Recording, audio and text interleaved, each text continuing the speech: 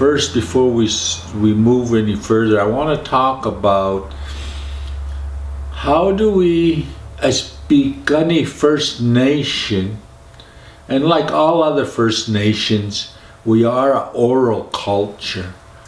So how does Piikani itself, as a society, civilization of people, and the practice of oral practices, how do you put the two together so that we can validate person, place, or thing, or even stories as real? Because it's so important to any civilized society in this world to validate their own realities and what's real. So from that, I would like to say, and later on I'm going to talk about language, but just now I'd like to talk about how do we validate in an oral culture what is real. And I'm going to tell you a real story. But before I tell you the real story, this is how we validate it. When I talk to my grandparents, my great-grandparents, and relatives and our elders from our community that came from an oral culture, I used to tell them, how can I say this is mine, I own it? If I went to the grocery store and I bought a can of beans, when I come home I got a receipt that says this is my can of beans. But how would I say in an oral culture? And they said, well, you gotta look at our way is venue, action, language, and song. We believe as Piikani that Creator created the whole universe. But within that universe, the spirit of the universe, Creator gave that spirit, made the universe come alive with a spirit. And we identify with that spirit through language and song. That's the power. The song ties us to the land, to the ground.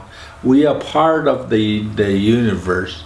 So songs are so important in our culture. Songs are physical documentation of that spirit, of that authority, of that privilege to own or to have something. So venue, action, language, and song is the process of validating ownership. If I was given a plant to heal with, first of all, the venue would be the users of that plant. They'll come together because they own the song. And I would go into that venue and ask. Secondly, I would go into that venue and I would prove myself with that plant to say, I know how to use this plant. Thirdly is language, and that's where the stories are so important. I can tell the story of that plant and creation story and the story of how it comes to a medicine. And thirdly, after they test me, and I pass the test and I'm sanctioned, then I'm given a song from all of their society, a society song that says, yes, he's proven himself and now he's a healer with that plant. So in an oral culture, when I go out in the community and people ask me about the plant, I would say, this plant, the healing components of this plant was given to me, and here's my song. And once I sing my song, it's like showing my degree or my piece of paper that says, this is how I got it. And that's validation. In an oral culture, That's how we validate person, place, thing, and story through venue, action, language, and song. All right, what's your next question? So, Dr. Reg Crowshoe, what does Blackfoot language, or what does language mean to you? What does language mean to me? Ni chipo.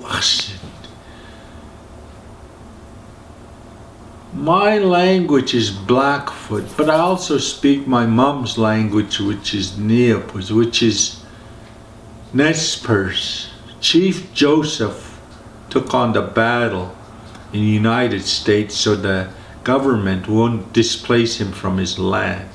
And he used his language, and we use our Blackfoot language. So language is so important. When Creator created the universe, where Creator put us in this world, where Creator put us, right from that geographic location where Creator put us in this world, that's where the language came from. The language came from the land. We would say a rock, we would say a tree, we would say a plant, we would say human beings. The language came from that, and as the language evolved from the environment that we lived in, it also came with the spirit. The spirit is the knowledge and the power that we get from the environment of natural law. And that's how important language is. Once we took the language and we made stories, those stories, we used our language, which had spirit, but we also used song, which had spirit, and spirit represents that our connection to the creation and the power that's part of our interaction from human to human or creation to creation. That power in the spirit, in the language, and in our stories. Our stories, we would say, are our absolute laws. When we tell our story with our language and our songs, those are absolute laws from defining where we lived in. And our environment is our natural laws. That's Creator's laws. We have our absolute laws through our stories.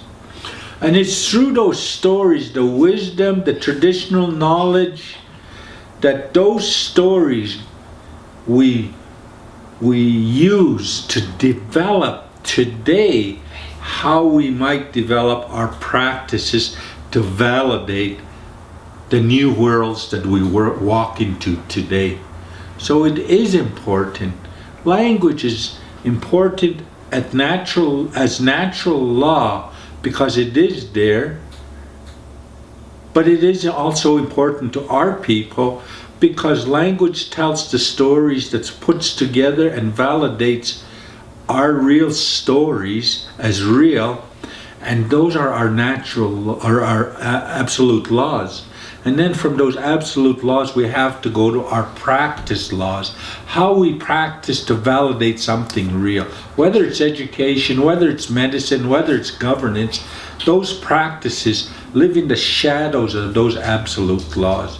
So today, this is how we survive as people. Our language is critical, that we have to maintain our languages, our songs, and our stories so we can validate ourselves as Nichitapi or real people.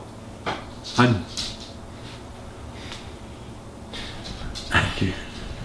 And that ties in, like you said, you had a structured way of looking at that. Yeah. And to say later, to bring back that validation with even that can of beans example that you had earlier. I mean, of course, storytelling and culture is so much more than a can of beans, but to use that as that's just our Western idea of ownership. Like, right. Thank you.